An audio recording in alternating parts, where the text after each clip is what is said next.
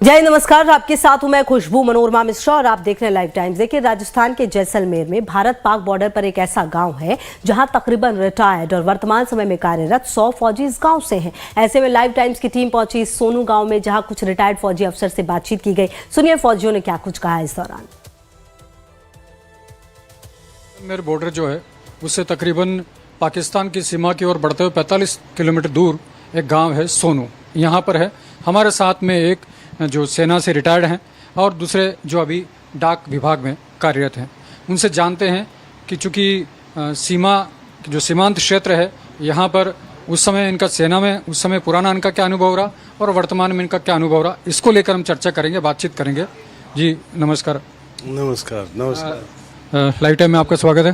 आपका धन्यवाद है। लाइव टाइम आप यहाँ पधारे और कम से कम सीमावर्ती क्षेत्र का मनोबल आप ऊंचा कर रहे हैं, मैं आपका आभारी हूँ।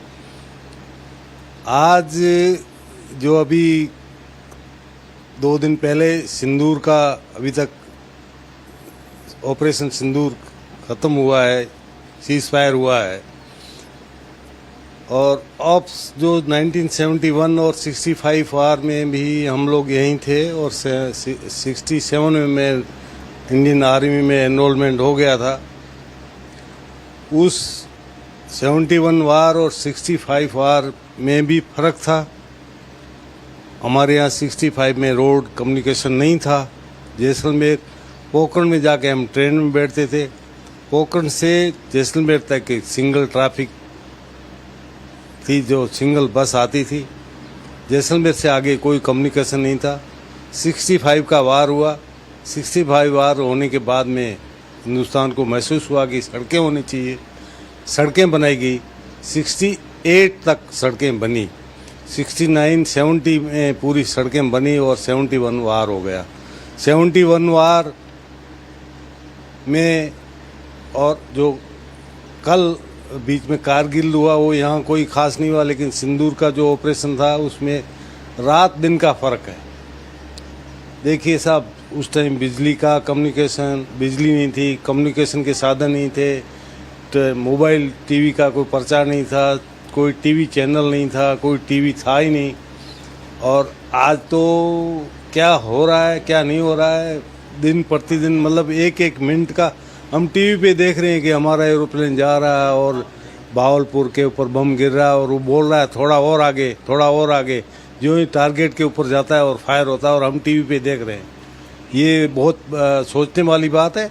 और इसका मतलब ये जो इसरो और सैटेलाइट और ये जितना हुआ है उससे बहुत फर्क पड़ गया है। बहुत ही रात दिन का फर्क हो गया। और अभी का हिसाब किताब हिंदुस्तान पहले वाला नहीं रहा। हिंदुस्तान अभी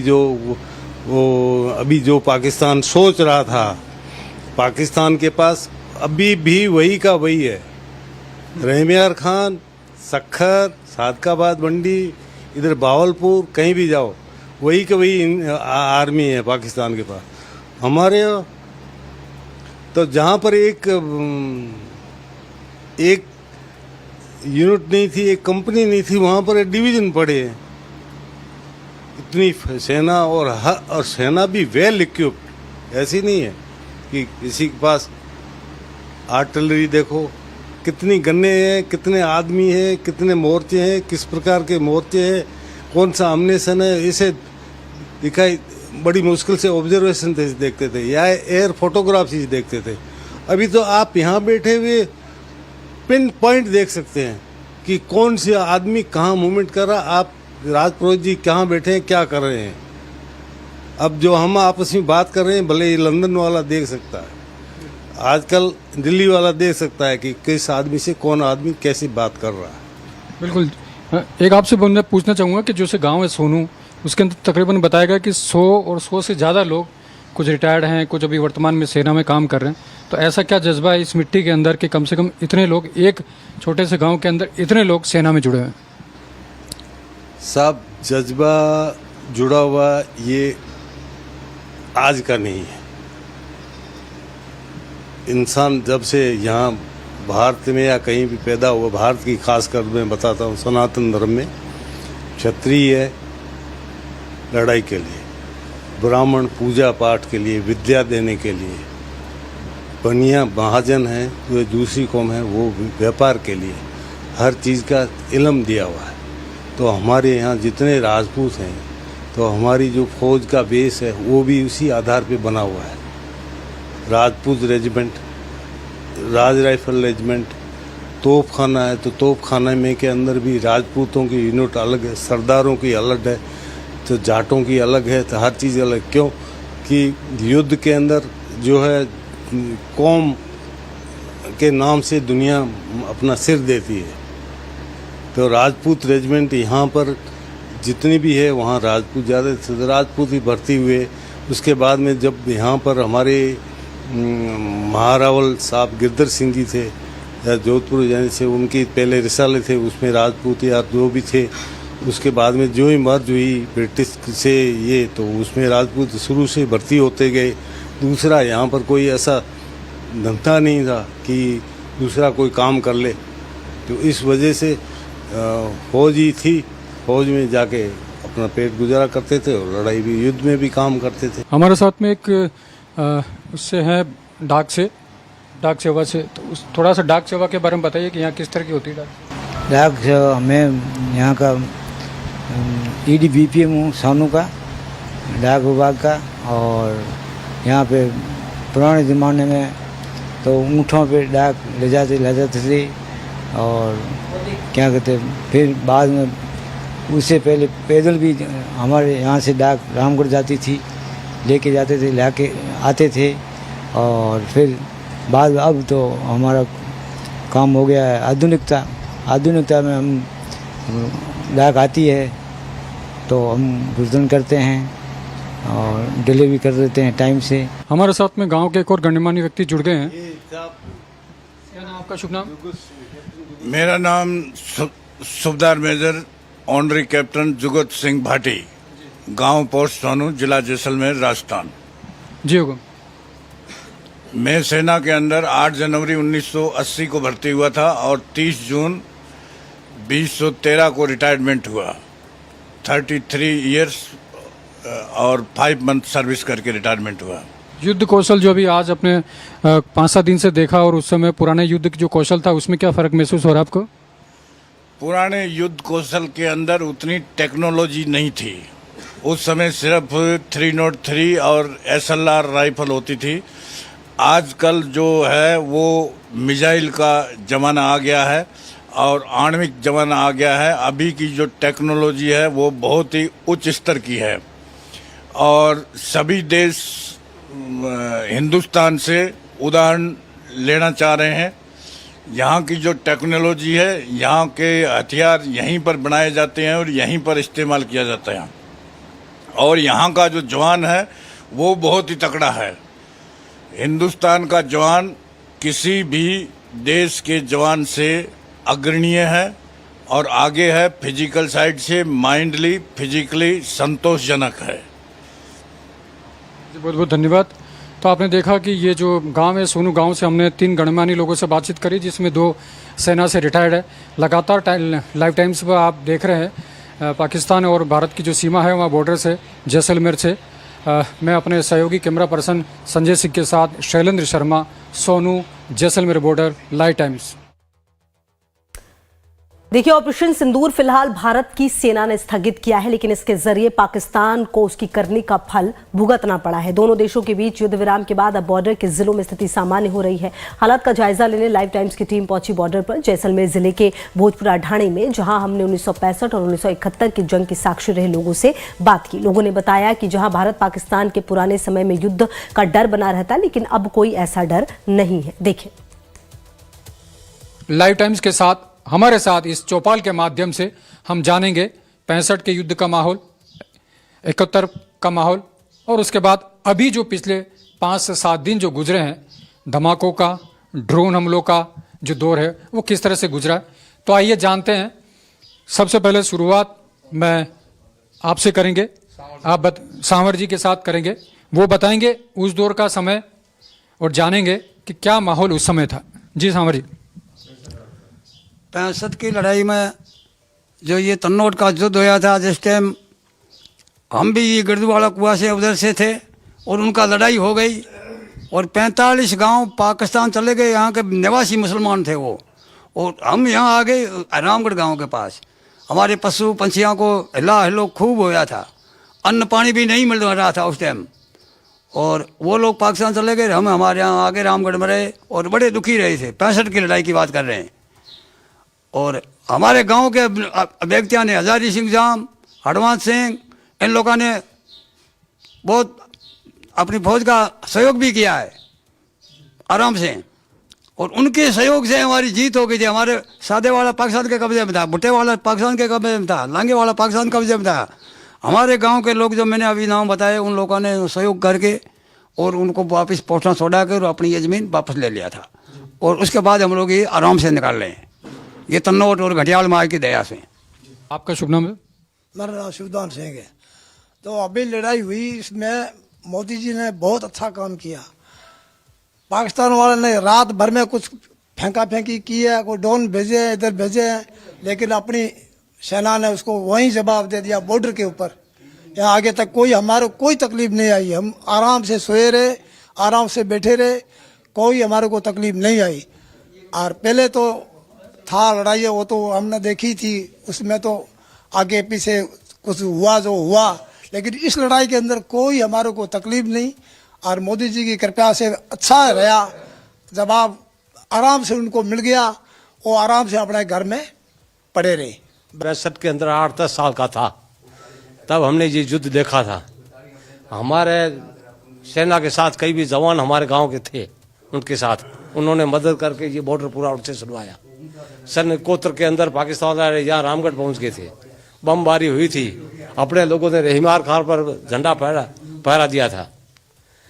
और जो अभी लड़ाई हुई है उसके अंदर हमारे कोई चिंता नहीं हुई, ठीक है नहीं। और हमारे यहाँ के थे हजारी सिंह जी, वो बहुत बहादुर थे, वो सेना के साथ ही रहते थे। उन्होंने सेना के साथ अटैक भी उनका हुआ था। 25 आदमी अपने जो फौजी थे उनको छुड़वा के वो लाए थे अकेले ने, उनके गोलियां भी 4-5 लगी थी। अभी वो यहाँ नहीं है संसार में। और 71 की लड़ाई तो भयंकर थी, उसके अंदर ये गांव भी खाली हो गया था, रामगढ़ बम भी पड़े थे। सन 1965 में यहाँ पंचायतें थी 7-8 मुसलमानों की, तनोट पंचायत थी, सादे वाला पंचायत थी, लोगे वाला पंचायत थी, किशनगढ़ ग्राम पंचायतें थी, वहाँ उनके सरपंच थे। उस टाइम वो पहले पैसरा लड़े थे, तब पाकिस्तान यहाँ आए थे, उन्होंने उन सब पंचायतों को इकट्ठा किया था। उन्होंने कहा हमारा आप सहयोग करो तो हम यहाँ तक आ जाएंगे, तो उन्होंने सहयोग किया था। प्रदीप जी, आप क्या बताना चाहते हैं उस समय के युद्ध या वर्तमान युद्ध, क्योंकि आप इस शिक्षा से जुड़े हुए हैं और भोजराज की रानी बिल्कुल बॉर्डर पे हैं। ऐसी स्थिति में आपका शिक्षा का सेवा का जो कार्य है बहुत देश के लिए बहुत ही महत्वपूर्ण कार्य है। ऐसे में आप क्या बताना चाहेंगे? जैसा कि ये सारे जो बुजुर्ग लोग बैठे हैं, इन्होंने तो अपनी आंखों से 65 का और 71 का युद्ध देखा था। वो तो बड़ा भयंकर था उस समय, क्योंकि ना आज की तरह साधन थे, ना अपनी जो डिफेंस पावर है वो भी इतनी इस समय मजबूत नहीं थी। तो पाकिस्तान काफ़ी अंदर भी आ गया था, लेकिन जो अपने देश की सेना है बहादुर, उन्होंने और यहाँ के जो स्थानीय लोग थे जिन्होंने फौज को रास्ता भी दिखाया और फौज के साथ में लड़े भी, तो उनकी वजह से जो है पाकिस्तान को वापस भागना पड़ा। इस बार की जो ये लड़ाई थी, इसमें निश्चित तौर से थोड़ा सा पैनिक तो था लोगों के अंदर, फिर भी विश्वास था, जो अपना डिफेंस सिस्टम है वगैरह उस पर पूरा विश्वास था। और बड़े अच्छी तरीके से यहाँ पर अभी जो ड्रोन वगैरह आए थे उनको नेस्तानुबूद कर दिया गया। और अभी तो आप देख रहे हैं कि शांति यहाँ पे, और वैसे यहाँ भय का वातावरण कभी रहा ही नहीं है। माँ तनोट का आशीर्वाद है, सीमावर्ती क्षेत्र में रहने वाले लोग जो हैं सभी के अंदर देश सेवा का भाव है, जज्बा है, और ये तैयार है। अगर आगे कभी बड़ा युद्ध भी छिड़ता है तो यहाँ के लोग पूरी तरीके से सेना का साथ देने के लिए तैयार हैं। बिल्कुल, जैसा कि हमारे जो शिक्षक हैं वो कह रहे हैं कि अगर युद्ध भी होता है तो पूरी तरह से तैयार है सेना के साथ और खुद लड़ने के लिए तैयार है। बहुत ही महत्वपूर्ण बात है। और आपने एक बात बताई थी कि एक जो टीचर हैं उनके जो बड़े भाई हैं वो शहीद हो चुके हैं, सुखराम जी, उसके बावजूद भी उनका जज्बा रहा है, तो उन्होंने शिक्षा क्षेत्र अपनाया, तो वो क्या कहानी है? हमारे विद्यालय के अंदर शिक्षक हैं धौलिया गांव के लक्ष्मण जी बिश्नोई, उनके बड़े भाई सुखदेव जो अपने सुखराम जी सेना में शहीद हो चुके हैं, और उनके पूरे परिवार में जज्बा है देशभक्ति का। शहीद का जो परिवार होता है उसमें तो ये रहता ही है लगातार। वो खुद सेना में जाना चाहते थे लेकिन उनका चयन नहीं हो पाया। अभी सीमावर्ती क्षेत्र में उनकी ड्यूटी है, यहाँ अपने विद्यालय में ही कार्यरत हैं। और अभी ये जो पूरा तनाव का वातावरण बना हुआ था इस दौरान उन्होंने, क्योंकि शिक्षक का जो कार्य है वो भी उन्होंने निभाया। बच्चों की तो छुट्टियां हो गई थी, लेकिन शिक्षकों को स्कूल में उपस्थित रहना था और जो भी सरकार के आदेश थे उनकी पालना करनी थी। हमसे विद्यालय की भौगोलिक सुविधाओं के बारे में पूछा गया कि अगर कहीं के बॉर्डर के कोई गांव खाली करवाने पड़े तो उनको रुकवाने के लिए बड़े हॉल वगैरह चाहिए, तो इसलिए पूरी तरह से वो तैनात थे। और उनके मन में भाव है कि मैं सेना में तो नहीं जा पाया, लेकिन मैं यहाँ रह करके अपना जो देशभक्ति का भाव है वो निभा रहा हूँ। ऐसे है हमारे शिक्षक। मतलब बिल्कुल निश्चित रूप से, यानी कि बॉर्डर के पास में पता नहीं इस राजपूताना की मिट्टी में, राजस्थान की मिट्टी में ऐसा कणकण देशभक्ति का भरा हुआ है कि चाहे वो शिक्षक हो, चाहे वो किसी भी सेवा में हो, सरकारी सेवा में, लेकिन जज्बा कहीं न कहीं सैनिक से कम नहीं है। तनोट माता की जय, भारत माता की, तनोट माता की, वंदे वंदे, भारतीय सेना जिंदाबाद, भारतीय सेना। तो लगातार लाइव टाइम्स में अपडेट जो है बॉर्डर से आपको मिलती रहेगी। मैं अपने सहयोगी कैमरा पर्सन संजय सिंह के साथ शैलेंद्र शर्मा, भोजराट की जानी, जैसलमेर। हमारे सहयोगी शैलेंद्र शर्मा ने जैसलमेर बॉर्डर पर पहुंचकर वहां कुछ बच्चों से भी बातचीत की और मौजूदा हालात को जानने की कोशिश की। हम लोग इस वक्त पाकिस्तान के बॉर्डर से 60 किलोमीटर दूर जैसलमेर जिले के भोजराज की डाणी में है। आज से स्कूल यहाँ खुल गए हैं। कुछ बच्चे नौनिहाल हमारे साथ में है। आइए बात करते हैं इनसे कि आज सबसे महत्वपूर्ण बात है कि ये पाकिस्तान की बॉर्डर से 60 किलोमीटर दूर ये स्कूल है। तो निश्चित तौर पर जो लगातार धमाके हुए, जो ड्रोन हमले हुए, इन लोगों ने भी देखा होगा, लेकिन अब स्कूल खुल गया है, शांति बहाल हो गई है। अब बच्चे आज स्कूल के अंदर हमको मिल गए हैं। तो आइए बात करते हैं इनसे। आपका शुभ नाम? प्रहलाद सिंह। प्रहलाद जी, बताओ, आप स्कूल आज से आपका खुल गया है, कल से परीक्षा भी शुरू हो जाएगी, कैसा लग रहा है? ठीक, अच्छा लग रहा है। आप पाकिस्तान की बॉर्डर पे आपका स्कूल है, भोजराज की आपकी ढाणी भी यहीं पे है, धमाके भी हुए होंगे, उस समय कैसा माहौल रहा? माहौल कुछ नहीं था। हमारे देश के सैनिक बहुत अच्छे से लड़े, हमारी सरकार ने बहुत अच्छा काम किया है। इनके दादाजी जो 71 है, 65 है, 62 तीनों युद्ध लड़े हुए हैं और पिताजी 5 भाई, इनमें से 4 फौज में। आपके परिवार में कितने लोग बता रहे हैं सेना में? 5 लोग सेना में, दादाजी और 4 भाई सेना में। अच्छा, अरे वाह, बहुत बढ़िया। क्या नाम बताया आपने? अरविंद सिंह। तो अरविंद सिंह को देखा आपने, पूरे परिवार जो है वो सेना में है, हमारी रक्षा के लिए तैनात है। आपका नाम क्या है? बल्लू सिंह। बल्लू सिंह, कैसा लग रहा है अब आपको? अच्छा। पाकिस्तान से अब से जो हमारी सेना ने जो मुकाबला किया, सेना के बारे में क्या कहेंगे आप? अच्छा। अच्छा, सेना पे पूरा विश्वास है आपको? आपका नाम? स्वरूप सिंह। स्वरूप सिंह। स्वरूप सिंह, क्या कहोगे आप? अभी भारत पाक का युद्ध हुआ, अब शांति है, ब्लैकआउट बंद हो गया है, स्कूल खुल गया, कैसा लग रहा है आपको? अच्छा। अच्छा लग रहा है। सेना के बारे में क्या कहोगे आप? हमारी सेना ताकतवर, मजबूत है ना? पूरी विश्वास है उन पर? हाँ। कोई कुछ नहीं कर सकता हमारा? नहीं। बिल्कुल। आपका शुभ नाम? भूर सिंह। क्या बताओ आप, क्या कहोगे आपके सेना के बारे में, ब्लैकआउट के बारे में, और आज स्कूल खुल गए? हमारी सेना ताकतवर है, वो हर परिस्थिति का सामना कर सकती है। आपने देखा है कि हमारा युद्ध हुआ पाकिस्तान के बीच, उन्होंने कैसे संभाला, मैं उनकी तारीफ करना चाहता हूँ। एक बार सामूहिक रूप से भारत माता की जय कोई लगवाएगा क्या आपको? आ जाओ सब लोग, आ जाओ मेरे पास, आ जाओ, जोर से जोर से। भारत माता की जय, भारत माता की जय, वंदे मातरम, वंदे मातरम। तो ये थे नन्हे बच्चे, जो स्कूल खुल गया है, खुश, और माहौल यहाँ पर है, उत्साह है। और आप देख सकते हैं भारत माता की जय और जय हिंद के नारों के साथ उन्होंने पाकिस्तान को भी बता दिया कि यहाँ का बच्चा भी सैनिक है और मुकाबला करने के लिए तैयार है।